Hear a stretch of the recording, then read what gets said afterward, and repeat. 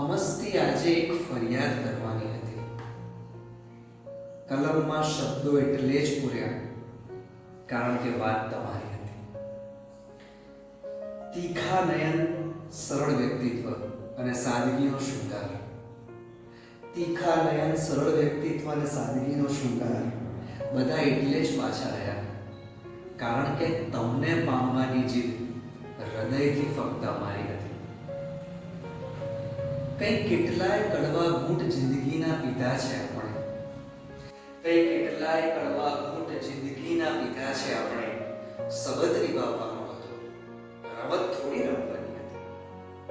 ને જવાબદારીઓના બોજ હેઠળ આ પ્રેમ કદાચ થોડો દબાયો છે.